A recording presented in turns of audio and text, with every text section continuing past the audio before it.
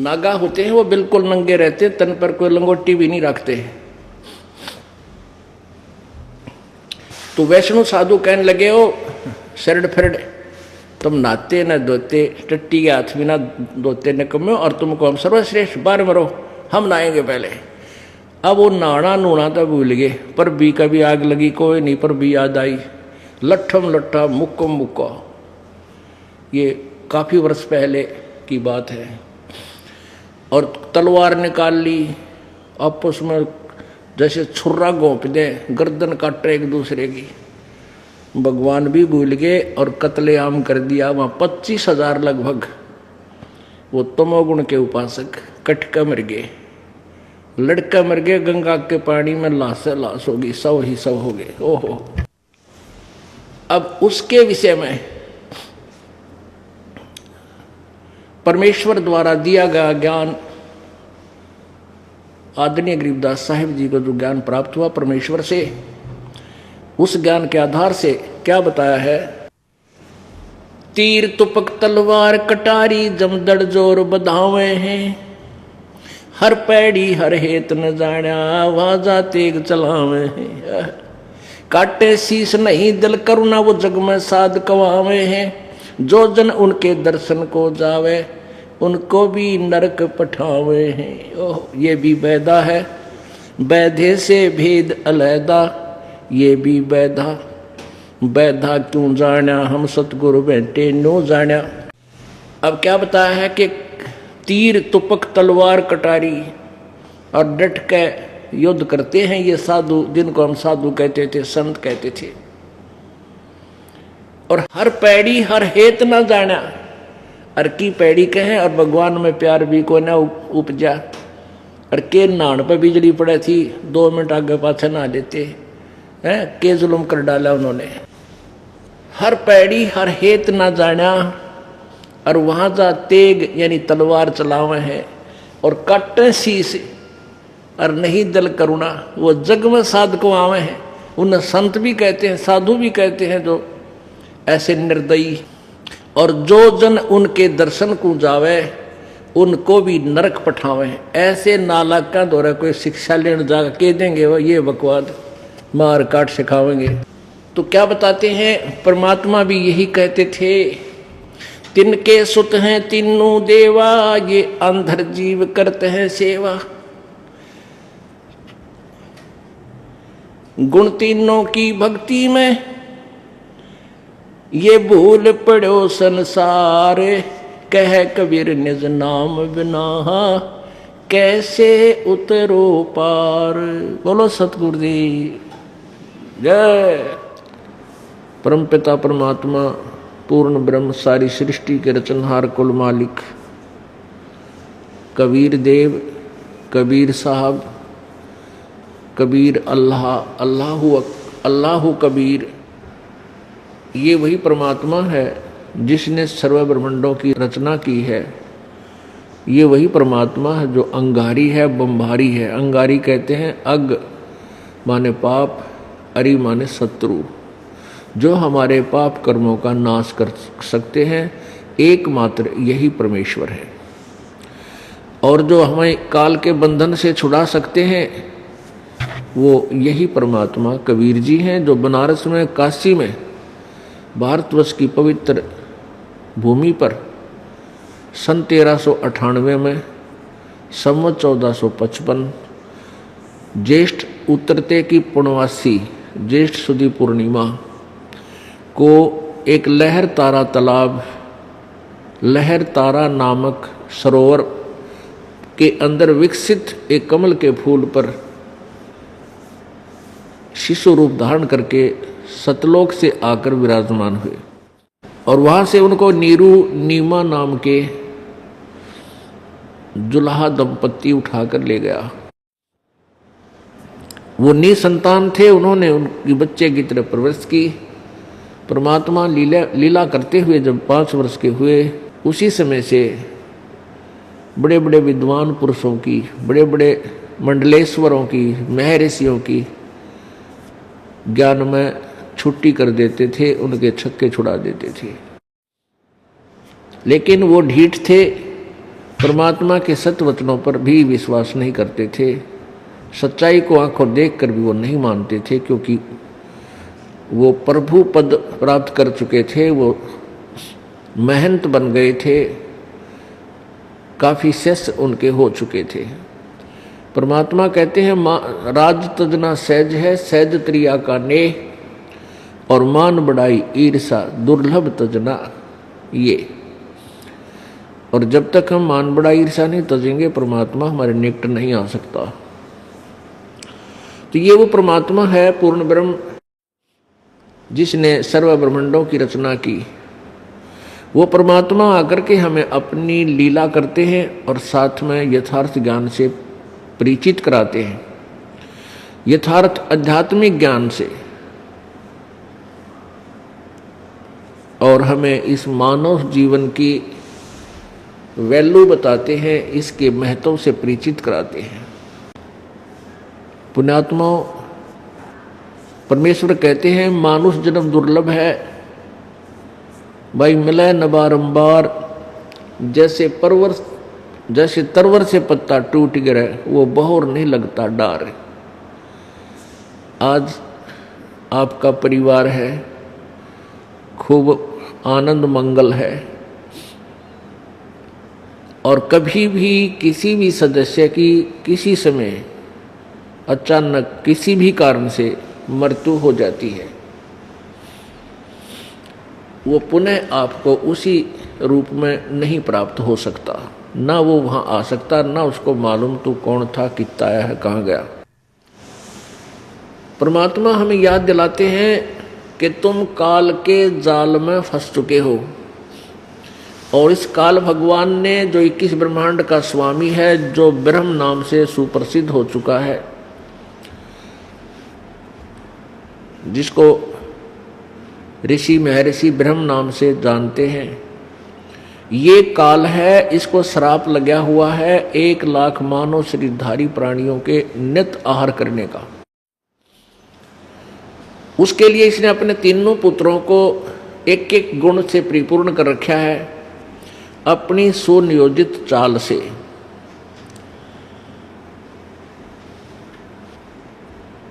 और इन तीनों पुत्रों के द्वारा ये संतानों उत्पत्ति, सतिथि और संहार करवा रहा है। ब्रह्मा जी रजगुण है, इनके अंदर ऐसा गुण भर दिया, काल ने समावेश कर दिया कि इनके शरीर के अंदर से निकल रही पावर शक्ति से प्रत्येक प्राणी संतानों उत्पत्ति करता है। ये विवश है प्राणी।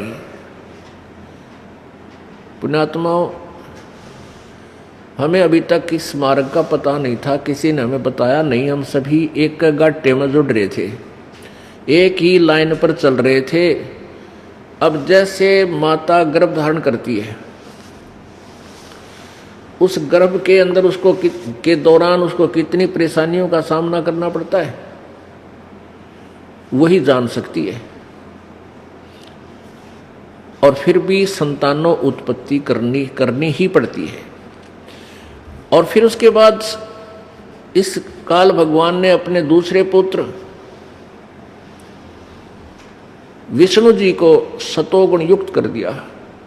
सतोगुण के प्रभाव से हम इस विष्णु जी से निकल रही शक्ति से, इस पावर से हम एक दूसरे को चाहते हैं, एक दूसरे में ममता बनती है, मोह उत्पन्न होता है, लगाव बनता है। इस मोह से दूर होना जीव के बस की बात नहीं है। ये जीव से बाहर की पावर है, जीव के बस का नहीं। जैसे एक छोंक लगाया जाता है मिर्च का, और उस छोंक से फिर छींक आती है, तो जीव के बस का नहीं, छींक न रोक सके, उसके बाहर की बात है। इसी प्रकार इस काल ने तीनों पुत्रों के द्वारा हम सभी प्राणियों को इतना विवश कर दिया कि हम चाहकर ना चाहकर संतानों उत्पत्ति अवश्य करेंगे। फिर ऐसे लोक वेद शुरू कर दिए इसने कि भाई पुत्र बिना मोक्ष नहीं। मान ले कोई चाहे भी वह बेटा ना हो, बेटी ना हो तो कोई बात नहीं। मान ले किसी का संतान नहीं हुई संस्कारवश, तो दूसरे ना टेकन दे, कोई न कोई आकर इंजेक्शन लाए जाएगी, कोई पड़ोसन आ जाएगी, कोई रिश्तेदार आ जाएगा, आए बालक कोई ना, ओहो संतान तो चाहिए बेबे।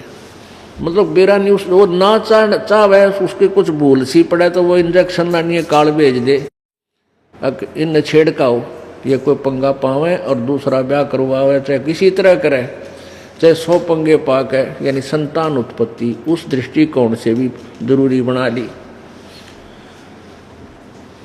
परमात्मा क्या बताते हैं, क्या मांगो कुछ थिर न रहाई, देखत नैन चला जग जाई, 1 लख पूत 1.25 लाख नाती, उस रावण के दीवान बाती। अब मान लीजिए किसी का संतान को नहीं, संतान नहीं है और वो बिल्कुल समाज के द्वारा इतना परेशान कर दिया जाता है वो दंपति, फिर वो संतान की तरफ में चाहे कितने भी भटकना धक्के खाने पड़े वो जरूर जाएगा, कितना बता दो उसने, और फिर भी ना होता कुछ भी। पुण्यात्माओं, हम भगवान के ज्ञान से अपरिचित होकर आधे से ज़्यादा टेंशन न्यू बना लें। जब हमें ज्ञान हो जाएगा फिर हम इस टेंशन से 90% फ्री तक वैसे हो जाएंगे, 10% रहेगी वो धीरे धीरे ज्ञान से भक्ति से सब ठीक हो जाएगा। अब परमात्मा कहते रावण के 1 लाख बेटे थे, 1 लाख और 1.25 लाख ऐसे ऐसे रिश्तेदार थे नो, एक से एक तगड़े सूरवीर और धनवान। क्योंकि हम अच्छा रिश्तेदार ढूंढते हैं, वे अच्छी उसकी गांव में, नगरी में, शहर में प्रभुता हो, और हमने का हमारा रिश्तेदार भाई MLA बन रहा है। तो परमात्मा बताना चाहते हैं कि तुम 1-2 पुत्र प्राप्त करके ही, प्राप्त करने की इच्छा करके क्या बनाना चाहते हो, तुम क्या सतीथि चाहते हो अपनी।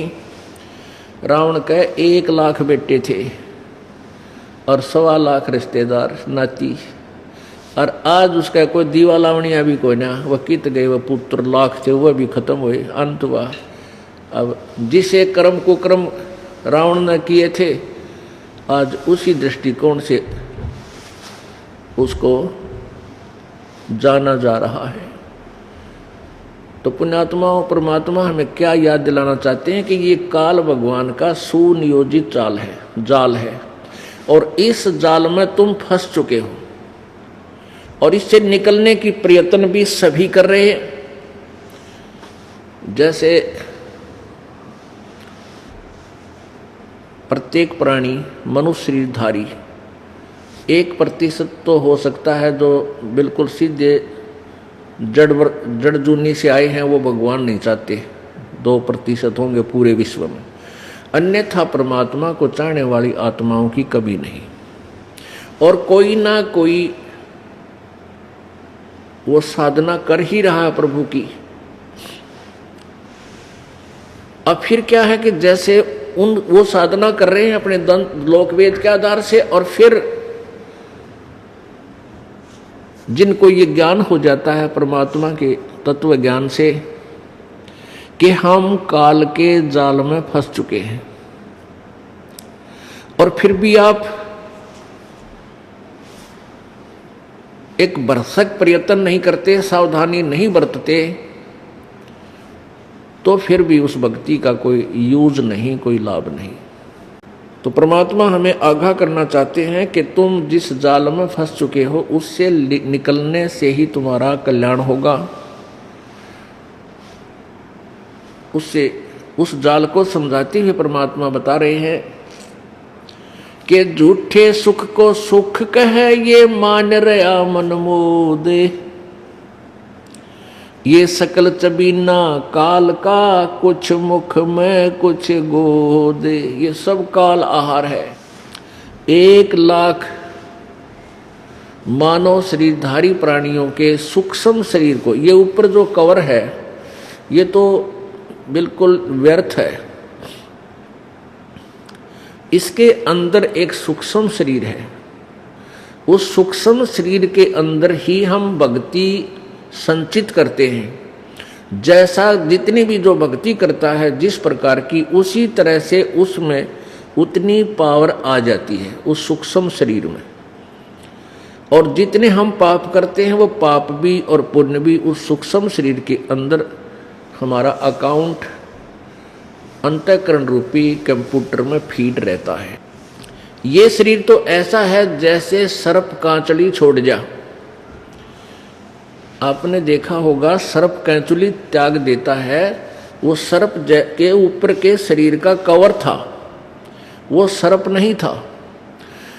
इसी प्रकार ये जो शरीर है ये तो ऊपर की कांचुली है और वो सर्प न्यारा है। ये जीव जो और शरीर है इसके अंदर वो एज इट इज है, जैसा ये है आपका, स्त्री का है या पुरुष का, इसमें से यूं का यूं बाहर इस शरीर से बाहर निकल जाएगा। वो सूक्ष्म शरीर है और ये सूक्ष्म शरीर तब तक वैसा ही रहेगा जब तक आप दूसरी योनि प्राप्त नहीं कर लेते।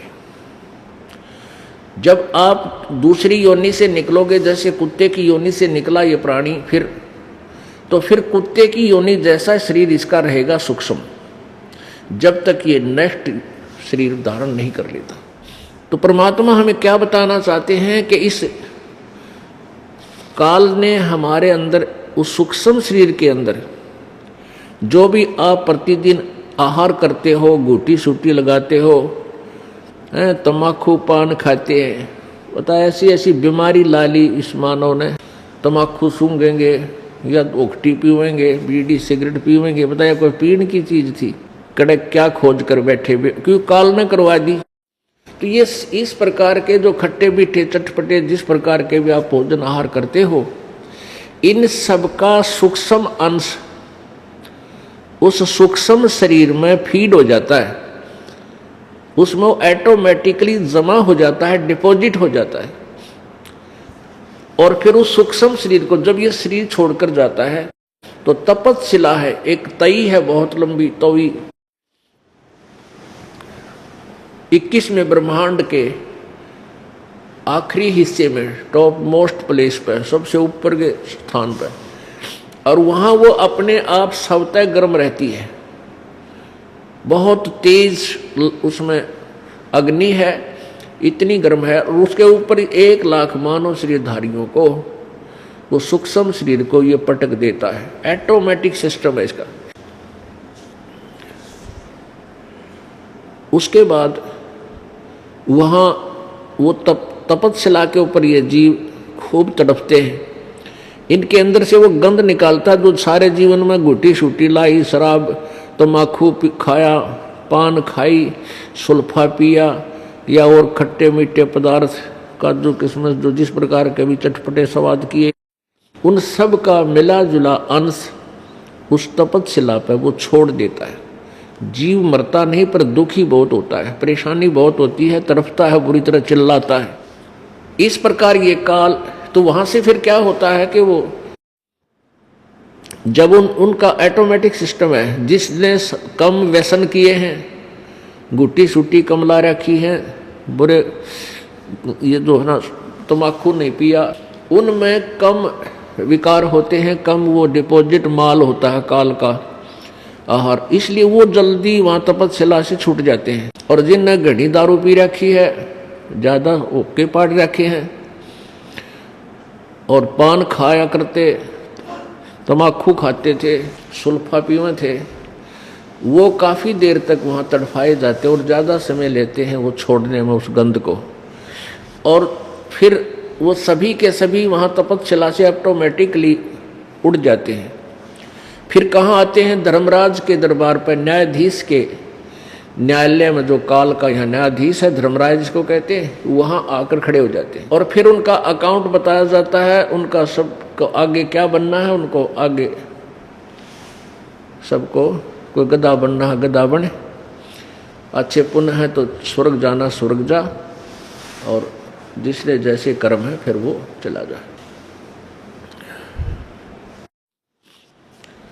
इस प्रकार इस काल ने प्रोसीजर बना रखे हैं। तो परमात्मा क्या कहते हैं कि ये काल ने, इस काल ने आपको अपने जाल में इसलिए फंसा रखा है, आपको इसलिए मिसगाइड कर रखा है, इसलिए आपको विवश किया हुआ है संतानों उत्पत्ति के लिए। ऐसा सिस्टम बना दिया, जीव के बस की बात नहीं है, संतान उत्पत्ति ना करे। तो परमात्मा हमें याद दिलाते हैं, इस झूठे सुख को सुख कहे ये मान रहा मन मोदे, ये सकल चबीना काल का कुछ मुख में कुछ गोदे। गीता ज्ञानदाता अध्याय नंबर 11 के श्लोक नंबर 32 में कहता है कि अर्जुन, मैं देख ये ऐसा काल हूँ। श्री कृष्ण के शरीर में प्रवेश करके वो काल बोल रहा था, जो ब्रह्मा विष्णु महेश का पूज्य पिताजी है, और फिर श्री कृष्ण के शरीर से बाहर निकलकर अपना वास्तविक भयंकर रूप दिखाया, जिसको देखकर अर्जुन जैसे योद्धा भी कांपने लग गए। थर थर देही कांप रही है उसको देखकर। पुण्यात्माओं, भगवान को देखकर डर नहीं लगता। वो तो काल था और आपका मैं काल हूं, सबका नाश करने के लिए आया हूं, अब प्रगट हुआ हूं।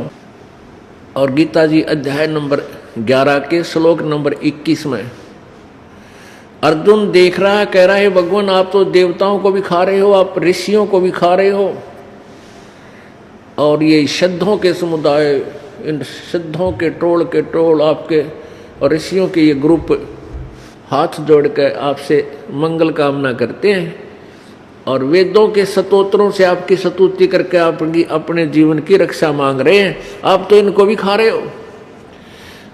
तब 11वें अध्याय के 32वें श्लोक में कहता, मैं तो भाई काल हूं और सबको खाऊंगा, सबको खाने के लिए अब प्रवृत्त हुआ हूं। तो यही परमात्मा कह रहे हैं कि सकल चबीना काल का, और कुछ मुख में कुछ गोद। मुख में तो वो है जो 1 लाख चले गए, वो तो उसने खा लिए, और दूसरे बाकी ये आपको यहाँ सुरक्षित रखा हुआ है कुछ दिन के लिए, और ना जाने कब और किसकी टिकट कट जा, किस टाइम कट जा। परमात्मा कहते हैं कि तुम इस काल के जाल से परिचित नहीं हो, इसलिए तुम यहां मस्ती मार रहे हो।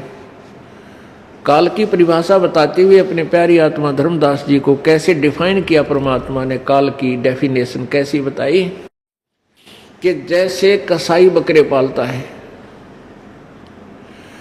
वो उन अपने बकरों को और बकरियों के लिए एक अच्छी व्यवस्था करता है, चारों तरफ उसके डिफेंस करता है, उसको बचाने के लिए बाड़ लगाता है, और एक छाया बनाता है, शेड डाल देता है, जैसे शेड डाल रखे हैं यहाँ पर, और उनके लिए तालाब पानी का बनाता है, चरागाह अलग से, खेत अलग से लेता है, जहाँ झाड़ बोझड़े घास आदि उगा देता है, जिसमें वो सारा दिन आहार करते हैं। तो इस सुविधा को देखकर, और वो बकरे और बकरी अपनी संतान उत्पत्ति करते हैं, उनका उन बच्चों में कितना मोह होता है ये तो आप खूब परिचित हैं। अब वो बकरे क्या समझते हैं, वो बकरियां, कि हमारा जो स्वामी है, हमारा मालिक है, जिसने हमें यहाँ पर रखा है, वो बहुत ही अच्छा है, दयालु है, उसने हमारे लिए शेड बनवा रखा है, उसने हमारे लिए जल की व्यवस्था कर रखी है, उसने हमारे चारे की व्यवस्था कर रखी है। और जब वो कसाई आता है बकरों में, पुण्यात्माओं, ये वही आत्मा है जो मनुष्य शरीर से गई हुई है। इन आत्मा को पूरी सेंस होती है कि कौन बुरा है, कौन अच्छा है, कौन तुझे प्यार देता है, कौन तेरा लठ मारता है। जो प्यार से व्यक्ति बोलता है तो पशु भी उसके पास अपने आप देखते ही चल पड़ते उसकी तरफ प्यार देने के लिए। तो वो कसाई वहां आता है जब, तो वो उनको लगता है जैसे बहुत बड़ी आदमी है, बहुत अच्छा व्यक्ति है, और वो आकर के देखता है, उनके हाथ पकड़ता है से, वो तो देखता है कि कितना मांस हो गया इसमें बकरे में, कै किलो का, कितने कै किलो का हो गए हो, और बकरा उसको प्यार देता है कि वो तेरे को प्यार दे रहा तेरा मालिक, और वो सब चाटता है जीव से प्यार देता है बकरा किसको, उस दुश्मन को, एक अच्छा आदमी समझ के कसाई को। और वो क्या देख रहा है कि इसमें मांस कितना हो गया, कितने का बिकेगा यो। और फिर जब उसको कहीं से ऑर्डर आ जाता है 5-10 बकरियों का, वो ना देखता किसकी माँ मर रहेगी कटेगी, किसका बेटा कटेगा या बेटी कटेगी, लाठी लेकर और 10 छांट ले मोटे मोटे निकाल ले जाता है और जाकर कड़च करा देता है। बाकी रोने वाले रोते रहते, उनको पता लग जाता है कि ये गए कहीं ना कहीं, लौट कर नहीं आएंगे। तो उन बकरों में भी ऐसे खलबलाहट मच जाती है, इधर उधर भागते हैं, फिर भागन थोड़ा दे है। तो परमात्मा हमें याद दिलाते हैं कि तुम कसाई के बाड़े में बंद कर रखे हो, यहाँ 21 ब्रह्मांड है इस कसाई का बाड़ा। अब क्या बताते हैं कि जैसे हम यहाँ देखते हैं भाई बढ़िया तो हवा चला है, कितना सुंदर प्रकाश सूर्य का है, और कितनी अच्छी काजू किस्मत सेब संतरे, फिर चने गेहूँ बाजरा ज्वार, कितनी बढ़िया ये फसल आहार अन्न हमें दिया है। और पृथ्वी के अंदर एयर कंडीशन ला रखा, गर्मियों में ठंडा जल और सर्दियों में गर्म निकला है। तो इसको देख करके हम सारी व्यवस्था से, और कितनी अच्छी दरियाएं बह रखी बहा रखी हैं, झरने बह रहे हैं शीतल जल के, तो हम ये सोचते हैं मैं भगवान तो भगवान न पड़ा है, यानी बहुत ही अच्छा भगवान है, तो कमाल कर रखा है, कितनी सुविधा दे रखी है हमारे को। पर हमारी तो बकरियां जैसी बुद्धि हो रही है, हमने वो ना सोचते यूं मार क्यों रहा फिर हमारे को।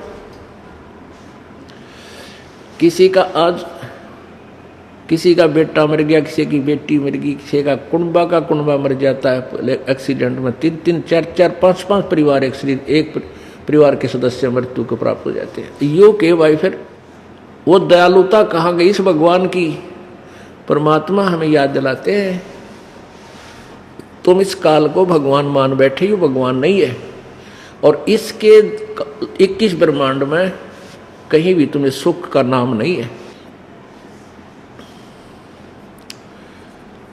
हम सतलोक में रहा करते थे आप सभी, और वहाँ आपके आज भी वो स्थान खाली पड़े हैं जहाँ तुम रहा करते, ये सत्कर मान लेना। आप अपनी नालायकी इस काल के साथ चुंगल में फंस गए, इसके उपरासक्त होकर यहाँ आ गए।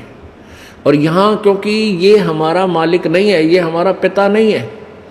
अपने माता पिता को अपने बच्चों का दुख होता है, वो इतना दुख नहीं दे सकता जैसे काल हमें दे रहा है। किसी की टांग कट गई, किसी की को अंधा हो रहा है, किसी का कोड लग गया, किसी के किसी प्रकार की कोई कैंसर, कोई चिल्ला रहा है किसी और बीमारी से, फिर गधे बनाया, गधी बना दी, कुत्ते बना दिए, खाज लाएगी, कीड़े पड़ गए, और कोई रहम नहीं। तो ये हमारा नहीं है, क्योंकि अपने को दुख होता है। वो अपना कौन है? वो कबीर परमात्मा अपना परमपिता है, अपना मालिक है, अपना स्वामी है। और उसने आज भी हमारे इस दुख की चिंता है, इसलिए वो परमेश्वर रह रह कर यहाँ आता है, ताकि ये बोले प्राणी फिर समझ, फिर पहचान ले मेरे को और मान ले मेरी बात को, इनको भक्ति से परिपूर्ण करके और सतलोक ले चलूं जहाँ ये सदा सुखी थे। यहाँ कोई प्राणी सुखी नहीं है, कोई भी सुखी नहीं है, क्योंकि गरीब व्यक्ति सोचता है कि वह धनवान सुखी होगा, और धनवान को सपने में भी सुख नहीं हो सकता, ये गारंटीड बात समझ लेना। और धनवान समझता है भाई ये राजा लोग सुखी होंगे, अच्छा टैक्स टूक्स लावे, डांट मार जा हैं, और आगे पाछे इनका पुलिस हूँ करती गाड़ियाँ चले।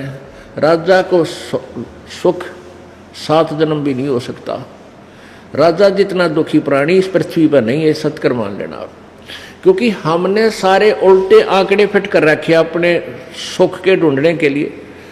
अब एक परिवार का सदस्य, एक परिवार का मुखिया जिसके 5 सदस्य हों, वो कितना दुखी होता है उनकी सारी व्यवस्था बनाने में। और राजा तो एक क्षेत्र का पिता हो जाता, मालिक होता है। उसको तो स्वप्न में भी जो है ना रात को भी नींद नहीं आती। कभी तो किसी दूसरे राजा से चिंता कहीं वो आक्रमण ना कर दे, कभी अपने ही मंत्रियों से चिंता कर कहीं ये तेरा राज पलट ना दे। इस प्रकार उसकी घिघी बंधी रहे दिन रात।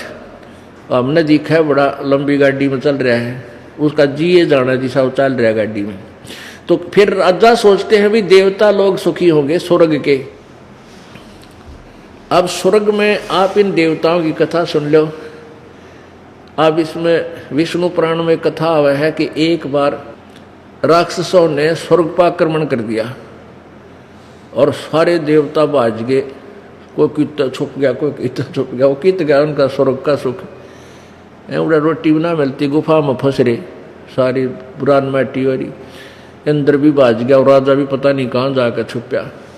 तो इनको सुख नाम की कितना चीज नहीं, सारा आग लाग रही है। या किया परमात्मा कहते हैं ब्रह्मांड की सो आग लगी है, कृत्रिमबाजी सभे ठगी है। 21 ब्रह्मांड में आग लगी पड़ी है। परमेश्वर हमें क्या याद दिलाते हैं, भाई तन दर सुखिया कोई न देखा, जो देखा सो दुखिया हो। उदय अस्त की बात करते हैं, मन सबका किया विवेका हो, सबका किया विवेका हो। जैसे आपने कल देवी श्रीमद् देवी भागवत पुराण में प्रथम स्कंद में पढ़ा था, भगवान विष्णु कह रहा है कि मैं अधिकतर ज़्यादातर तप करता हूँ, कठिन तप करता हूँ, और फिर इन निकम्मे राक्षसों के साथ युद्ध करता हूँ, फिर इनको मारता हूँ। कभी थोड़ा बहुत समय मिला तो लक्ष्मी के साथ सुख पुरुष में व्यतीत करता हूँ। यानी कभी को सूत बैठ जाता है ना, तो घीघी बंधी रहे वो आ गया। तो परमात्मा कहते हैं भाई मैंने सारे देख लिए थारे देवता और भगवान, इन कोई सुखी नहीं इस पृथ्वी पर, इसी किस ब्रह्मांड में तो आग लाग रही है। भाई तन दर सुखिया कोई ना देखा, जो देखा सो दुखिया हो। उदय अस्त की बात करते हैं, मन सबका किया विवेका हो, सबका किया विवेका हो। भाई घाटे बाधे सब जग दुखिया, के गृहस्थी बैरागी हो। घाटे बाधे सब जग दुखिया, के गृहस्थी बैरागी हो। सुख देव ने दुख के डर से, गर्भ में माया त्यागी हो, गर्भ में माया त्यागी हो। तंदर सुखिया कोई न देखा, जो देखा सो दुखिया हो। उदय अस्त की बात करते हैं, मन सबका किया विवेका हो, सबका किया विवेका हो। भाई जंगम दुखिया योगी दुखिया, तपस्वी को दुख दूना हो। जंगम दुखिया योगी दुखिया, तपस्वी को दुख दूना हो। आशा तृष्णा सब में व्यापे, कोई मैल ना सुना हो, कोई जीव ना सुना हो। तंदर सुखिया कोई न देखा, जो देखा सो दुखिया हो। उदय अस्त की बात करते हैं, मन सबका किया विवेका हो, सबका किया विवेका हो।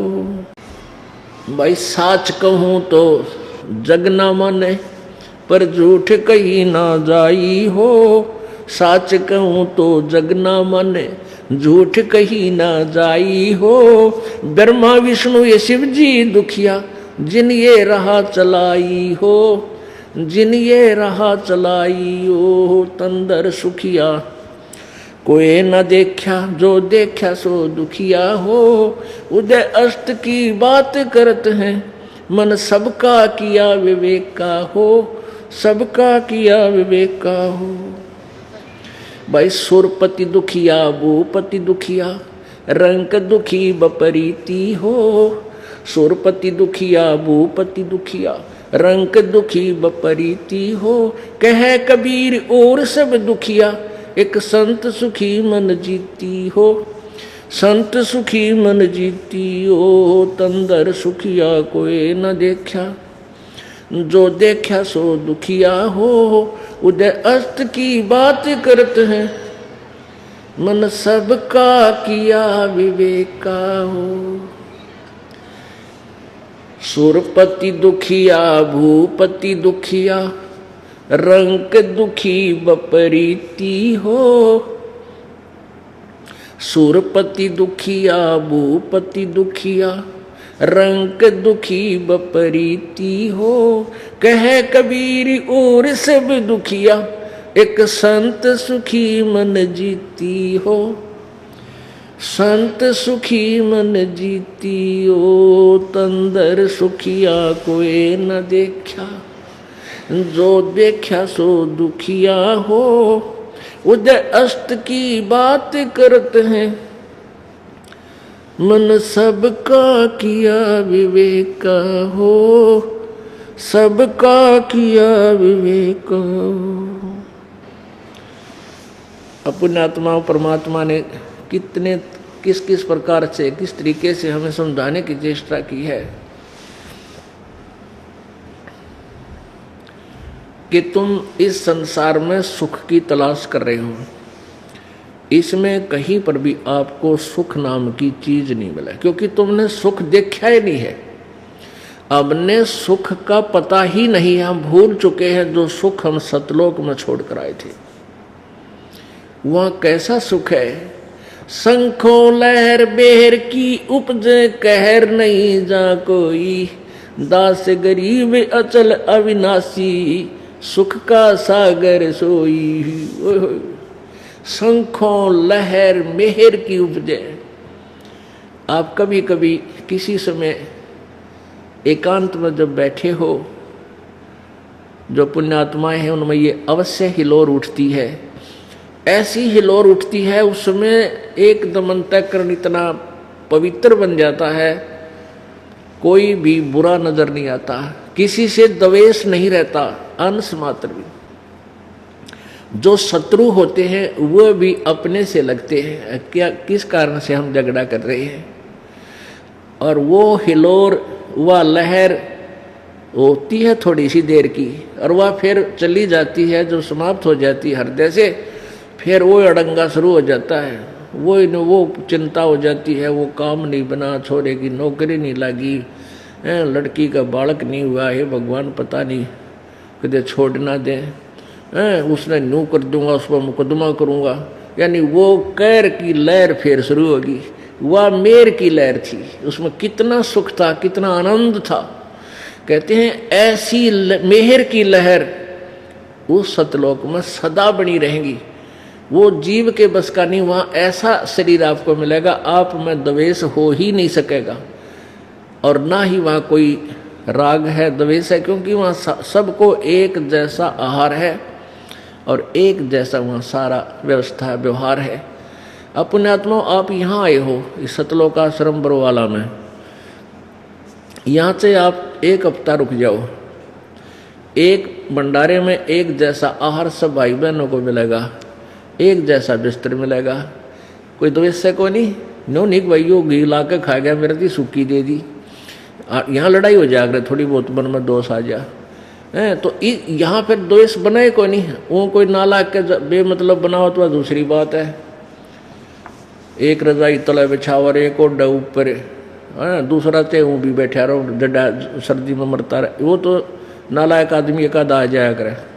तो ऐसे वो तो द्वेष आप पर पैदा कर लेगा जब ऐसी बकवाद कर रहा है। नहीं तो सब ने एक जैसा व्यवहार बनाना चाहिए। आप बालक नहीं हो, आप भगवान के बच्चे हो, बुद्धिमान हो, भक्त हो, संत हो। तो यहाँ आप जितने दिन रहोगे आपके मन में कोई द्वेष नहीं।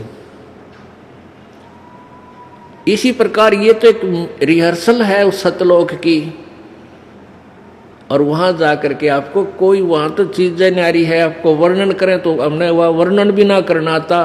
किस एग्जाम्पल से आपको भगवान वहां के सुख को समझाएं, क्योंकि वो सुख तुमने देखा ही नहीं। एक अंदाजा सा बताया जाता है वहां इतना सुख है। कैसा सुख है? वहां वृद्ध अवस्था नहीं है, सदा युवा रहोगे, और वहां मृत्यु नहीं। गीता जी अध्याय नंबर 7 के श्लोक नंबर 29 में गीता ज्ञानदाता कहता है कि अर्जुन, जिस समय तुझे तत्वदर्शी संत मिल जाता है और फिर आप पूर्ण रूप से इस पूरे आध्यात्मिक तत्व ज्ञान से परिचित हो जाते हो और तत्ब्रह्म से, तत्ब्रह्म माने उस ब्रह्म से, उस परम अक्षर ब्रह्म से, जिसके विषय में गीता जी अध्याय नंबर 18 के श्लोक नंबर 62 में कहा कि अर्जुन, तू सर्वभाव से उस परमेश्वर की शरण में जा, तत्ब्रह्म की, उसकी कृपा से तू परम शांति जो कति सुख सागर और शाश्वत स्थानम यानी सनातन परम धाम को प्राप्त होगा, वहां जा। अब उस तत्ब्रह्म के बारे में कि वो जो परमात्मा है, तो उसमें क्या लिखा है कि फिर वो व्यक्ति जरा और मरण से, जरा माने बुढ़ापे थे और मरण माने मृत्यु से छूटने का ही प्रयत्न करता है कि मैं फिर कभी भी मैं ऐसे लोक में चला जाऊं, यहाँ कुछ नहीं मांगू, इस लोक की कोई इच्छा ना करूं और वहां जाऊं जहां मृत्यु और बुढ़ापा नहीं है। ये सबसे बड़े दुखदाई 2 एपिसोड है इस मनुष्य के, एक तो बुढ़ापा और एक मृत्यु, और वहां दोनों नहीं है। और फिर वहां राग द्वेष नहीं, किसी चीज का अभाव नहीं, बड़े भंडार भगवान के कभी समाप्त नहीं होते, सदाबहार वहाँ फलदार वृक्ष, काजू किस्म, सेब संतरे सदाबहार तेज पुंज के, और अमृत आहार है, अमृत माने बहुत स्वादिष्ट, और अमृत ही जल है वहाँ का। ओह, अब जैसे हम शिकंजी बनावा, मीठा मीठा आहार बनाने के लिए कदे कुछ बनावा, वो भी टेस्ट उसके सामने फीका है जो वहाँ हम अमृत आहार, अमृत जल जो पीते हैं सतलोक में। बड़े बड़े सरोवर हैं, वहाँ कभी खराब नहीं होते, दूधों की नदी बहती है। तो पुण्यात्माओं, हम ऐसे आगे बहुत ही गलत स्थान पर हम फंसे पड़े हैं। यहाँ सारा दिन रोजी रोटी पूरी ना होती, सारी उम्र बीत जाती है, इससे के लिए धक्के खा कर रास्ते में मर लेते हैं हम, कोई एक्सीडेंट में, कोई हार्ट अटैक हो गया या कोई किसी कारण से। परमात्मा के ये सारी बातें याद दिलाकर परमेश्वर कबीर जी हमारी यहाँ काल के द्वारा जकड़ी हुई बुद्धि को यहाँ से करेड़ते हैं, यानी यहाँ से निकालते हैं, हल्के ढीली करवाते हैं और ये भक्ति देते हैं। कहते तने सुख भी चाहिए तो मैं ही दूंगा इस गंदे लोक में, और यहाँ तने कोई सुख भी नहीं दे सकता। जय तुझे राजपाट कुछ चाहिए, हमरा इधर ले ध्यान। वैसे तो राजपाट से आसपास आपने जाना भी नहीं चाहिए, क्योंकि यहाँ के सारे झूठे राजपाट हैं, लेकिन फिर भी आपकी इस नालायक सोच, इसलिए तू परमात्मा को याद करता है तो भी हमरा ही भजन कर। जैसे रावण ने काल की भक्ति की, काल की यानी उसके पुत्र तमोगुण शिव की, उससे सिद्धियां प्राप्त की, तप से राज भी प्राप्त हो गया, लेकिन वो राज उसके पास नहीं रह सका। विभीषण ने परमेश्वर कबीर जी की भक्ति की, मंदोदरी ने कबीर जी की भक्ति की, कबीर परमेश्वर की भक्ति की, क्योंकि परमेश्वर कबीर जी त्रेता युग में सत्सुकृत नाम से आए हुए थे। उस समय उन्होंने नल और नील को अपनी शरण में लिया था, और श्रीलंका में जाकर के चंद्र विजय नाम का भाट था, उसके 16 सदस्य थे परिवार में, बेटा बेटी पुत्र वधू, सब ने परमात्मा की शरण ग्रहण की थी। चंद्र विजय की जो पत्नी थी कर्मवती, वह भाटनी, वो मंदोदरी रानी के पास जाती थी और उसको अच्छी बुरी कथाएं चुटकुले सुनाकर उसका मनोरंजन करवाया करती थी, उसका इतनी काम था। और फिर उसके बदले में उनको वो रानी कुछ रोजी रोटी का धंधा दे देती थी, को आटा दे दिया, कदे चावल दे दिए, इस तरह उनका गुजारा हो रहा था। अब जब चंद्र विजय भाट के परिवार को परमेश्वर कबीर जी के तत्व ज्ञान का ज्ञान हुआ, परिचय हुआ, उसके बाद वो ही कर्मवती चंद्र विजय की पत्नी भाट की होए भूल गई वो बकवाद जो सारा दिन मंदोदरी के पास बोलिया करती थी। फिर वो क्या करती थी, यार सृष्टि रचना परमात्मा ने जो सुनाई थी, ये मीठे मीठे शब्द परमात्मा की महिमा के, वो मंदोदरी को सुनाने लगी। कौन? चंद्र विजय भाट की पत्नी। अब वो मंदोदरी उसके मुंह की तरफ देखे और उसको कहे कि अड़ंगे तू इतनी सुथरी कत्ते बोलन लागी, तेरे अंदर तो सारा गोबर भरा था। अंधे बूंदी बात कहनी, क्योंकि रानी को राजी रखना उसने, यानी जो पहले जब तक हम भक्ति भाव में नहीं थे, जो बेउद्दी बातें करे वो अच्छा लग गया करता। तो अब उसने वो बात सुहावा नहीं, कर्मवती ने चंद्र विजय की पत्नी, वो तो बढ़िया बात जो ज्ञान परमात्मा का समा लिया। तो फिर वो कहने लगी, मंदोदरी उसको कहती थी कि तू इतनी बढ़िया बात कितने लाई, तेरी बात सुनती हो मेरी आत्मा गदगद हो जाती है। आपने कहाँ से प्राप्त किया ये निर्मल ज्ञान? तब उसने बताया कि हमारे गुरुजी आते हैं और उनकी बात अगर आप सुन लोगे ना, फिर तो कहना है क्या है। कहने का लंबा चैप्टर ना करना चाहता दास के फिर मंदोदरी ने भी कबीर परमेश्वर का नाम लिया। फिर उसका देवर था विभीषण, वो भी एक पुण्य आत्मा, पूर्व संस्कारी, कोई पिछले जन्म का प्रभु का भक्त था। अब उनको निकालना था प्रभु ने, गोता मारू स्वर्ग में जा बैठूं पाताल, कह कबीर ढूंढता फिरूं अपने हीरे मोती लाल। गरीबदास जी कह रहे हैं, परमात्मा कबीर जी बताओ थे कि भाई मैं तो अपने हीरे मोती लालों को ऐसे ढूंढता फिरता हूँ, कितना पा जाओ वहाँ किसी जाति में, किसी मजहब में और किसी देश में हो, जो मेरे पिछले संस्कारी हैं उन तक निकालूंगा और कलम दूसरा कभी चढ़ा दूंगा, यानी औरों को भी ले लूंगा जो अभी तक कभी मेरी शरण में किसी युग में ना आए हैं इस ज्ञान के द्वारा। तो विभीषण ने भी परमात्मा की शरण ग्रहण कर ली थी कबीर जी की। अब जिस राज्य को रावण रखना चाहता था और काल प्रेरणा से काल की भक्ति से प्राप्त किया था, उसको रावण नहीं रख सका।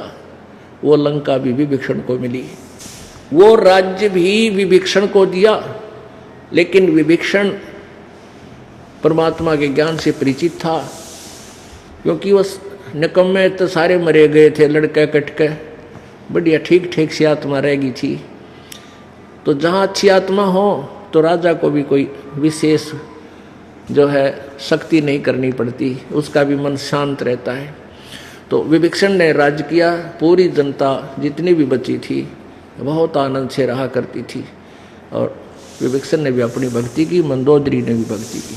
तो यहाँ परमात्मा कहते हैं जैतने राजपाट भी चाहिए, या यो रोग भी मैं काटूंगा तेरा, ये भी मैं ही दे सकता हूँ, तेरे भाग में ना होगा तो दे दूंगा, लेकिन ये राज अच्छी चीज़ नहीं। आप सतलोक में चलो, वहाँ सदा सुखी रहोगे। पृथ्वीपति चकवे गए जिनके चक्र चलंत, रावण श्रीखे कौन गिणे ऐसे गए अनंत। चक्रवर्ती राजा को चकवे बोलते हैं संत भाषा में, कि पृथ्वीपति पूरी पृथ्वी में जिनका शासन था वह भी चले गए कूद उछल कूद मचा के, क्योंकि उसके पिछले पुण्य थे तब तक राजा रहा, अब गधा बन गया।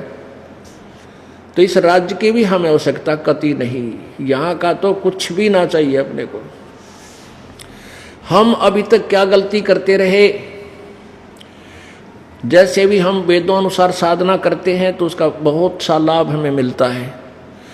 जैसे ओम नाम है, ओम का जाप है, गुरुजी से लेकर के अच्छे संत से, जो क्योंकि प्रत्येक समय में काल भी अपने यथार्थ संत भी भेजता है, जो अधिकारी बनाकर भेजता है, ओम नाम के जाप तक ही वो दे सकते हैं। ये दूसरे मंत्र वो नहीं दे सकते, उनको अधिकार है ही नहीं, ना उनको पता है। तो उनसे हम नाम लेकर भी, जैसे सुखदेव ऋषि पहुंच गए थे विष्णु जी के लोक में, और वहाँ से उनको रिजेक्ट कर दिया, नीचे डाल दिया, कहा जाइए गुरु बनाइए और फिर यहाँ आइए। तो उसने, सुखदेव जी ने राजा जनक, विष्णु जी ने कहा कि राजा जनक को गुरु बनाओ, वो आज मेरा एक अधिकारी संत है, उससे ही नाम लोगे तभी मेरे लोक में स्वर्ग में वापस आ सकते हो। यानी एक जो वास्तविक पासपोर्ट बनाने वाला ओरिजिनल अधिकारी होता है, उसी से बनाया गया पासपोर्ट आपका काम करेगा, नकली से बनाया हुआ व्यर्थ होता है।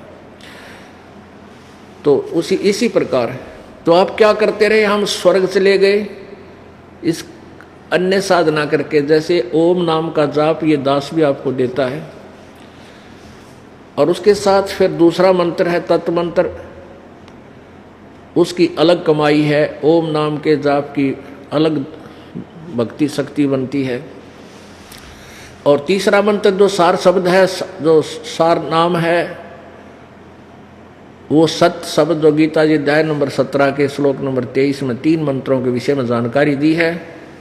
ओम तत्सत इति निर्देश है ब्रह्मण त्रिवेद समर्थ है। पूर्ण परमात्मा सच्चिदानंद घन की भक्ति का, उसकी प्राप्ति का केवल ओम तत्सत यही एक 3 प्रकार का 3 विधि से सिमरण करने का मंत्र है। ओम तो सीधा क्लियर लिखा है, तत् और सत ये सांकेतिक हैं, ये दास बताएगा, और इस पृथ्वी पर कोई भी अधिकारी नहीं है तो मंत्रों का आपको कोई और दे सके। तो हम क्या करते रहे, पहले ओम नाम के जाप की कमाई को स्वर्ग में, महास्वर्ग अर्थात ब्रह्मलोक में, वहाँ देव पद प्राप्त करके वहाँ बर्बाद करते रहे, फिर वापस पृथ्वी पर आ जाते थे। हम ऐसे अपना जीवन नष्ट कर गए। इसका आपको एक उदाहरण देते हैं। एक आपको उदाहरण देते हैं और दिखाते हैं महावीर जैन जी का जीवनी। पुण्यात्माओं, आपने मानव शरीर मिला है तो आप परमात्मा पाने वाले विद्यालय में प्रवेश प्राप्त है आपको। जितने भी मानव हैं ये सभी परमात्मा पाने वाले विद्यालय में प्रवेश प्राप्त कर चुके हैं। इसीलिए परमेश्वर ने आपको ये ड्रेस न्यारी दे रखी है, ये शरीर, ये पोशाक है आपकी। इसको संत भाषा में चोला बोलते हैं, कवर यानी कपड़ा। जैसे बच्चे स्कूल जाते हैं उनकी ड्रेस पोशाक भिन्न होती है, जो बच्चे पाली जाते हैं स्कूल नहीं जाते हैं वो तो उनकी अलग ड्रेस होती है। तो जिन कोई ऐसी ड्रेस मिली है ये मानव शरीर वाली, तो ये प्रवेश परमात्मा पाने वाली विद्यालय में, यूनिवर्सिटी के ये प्रवेश पा चुके हैं। और विद्यार्थी होकर विद्या नहीं पढ़ रहा, विद्यार्थी होकर के भी अपना काम सफल नहीं कर रहा है, तो वो फिर क्या बनता है, वो फेल हो जाता है और फिर मजदूर लगता है। और फिर बाद में पश्चाताप करता है जब वो उसका दूसरा सहपाठी तो अच्छा अफसर बनकर गाड़ी में, सरकारी गाड़ी में जा रहा होता है और वो वहीं सड़क पर कहीं मिट्टी खोद रहा होता है। तो उस समय रोता है वो क्या कहता है, ये गया ना अफसर, ये मेरा सहपाठी था, मेरे साथ पढ़ा करता, क्लास फेलो था मेरा, और मैं पढ़ा कोई ना, यो पढ़ गया, मेरे कर्म फूट गए, यो गाड़ी में जा रहा है और मैं यहाँ टोकरी मिट्टी ढो रहा हूँ। अब रो रहा हूँ अपने कर्मा ने। तो अब पछताए क्या बने, अब पछताए क्या बने, या चिड़िया चुगी खेत, आज 6 दिन पाछे गए। तो इसी प्रकार आपके साथ होगी जो आप विद्यार्थी हैं और ये सद्भक्ति नहीं करोगे, आप फेल हो जाओगे। फेल होकर क्या बनोगे, गधे कुत्ते सुअर बनोगे। और कुत्ता रात ने करा कर उसको याद आवा के बूंदी बन गई उतरी गेला, अब करें जा जब मनुष्य जीवन था जब तक तेरा समझ में आई नहीं, आंडी पा क्या आंडेगा, घुट्टी लाव बकवाद करे, सुना नहीं संता की। तो इसके लिए परमात्मा कहते हैं अच्छे दिन पाछे गए और गुरु से किया ना हेत, अब पछतावा के कर बावड़े या चिड़िया चुगी खेत। तो अब रहते रहते हमने ये कार्य को सफल करना है और हम नहीं करेंगे फिर यह दुर्गति तैयार है जो प्रभु ने हमें बार बार बताई है कि बिना बंदगी भैंसा कीजिए बोक बना के खेला और कुकर सुकर खर कीजिएगा छोड़ सकल बद फैला। तो इसके लिए जो हम साधना भी करते हैं तो वो भी इनकम्प्लीट करते रहे। जैसे वेदों तक में यही वर्णन है, गीत यजुर्वेद अध्याय नंबर 40 के श्लोक नंबर 15 में यही प्रमाण दिया है कि वायु अनिलम भस्मांतम शरीरम ओम कर्तु समर किलवे समर और कर्तुम समर। ओम कर्तु समर किलवे समर कर्तुम समर। ओम नाम का जाप काम करते करते सिमरण कर, विशेष कसक के साथ यानी बिल्कुल श्रद्धा के साथ सिमरण कर, और मनुष्य जीवन का विशेष कर्तव्य जान के कि मनुष्य जीवन का और कोई दूसरा उद्देश्य नहीं है, केवल भगवान की भक्ति करना। तो इससे आपका क्या होगा, जब भस्मांतम शरीरम, जब तेरा शरीर अंत हो जाएगा इस नाम के जाप करते करते, तो तू ऐसा मेरे वाली यानी कुछ अमरत्व प्राप्त करेगा, जैसे ब्रह्मलोक में पहुंच जाता है। ब्रह्मलोक में ये प्राणी कोई देव पद प्राप्त कर लेता है, फिर उस देव पद को भी समाप्त होने का अपनी पुण्य कमाई से देव पद प्राप्त करता है, वहाँ अपनी कमाई को यानी पुण्य को समाप्त क्षीण करके फिर नरक जाता है। 83 लाख योनियों में गधा कुत्ता सूअर बनता है। फिर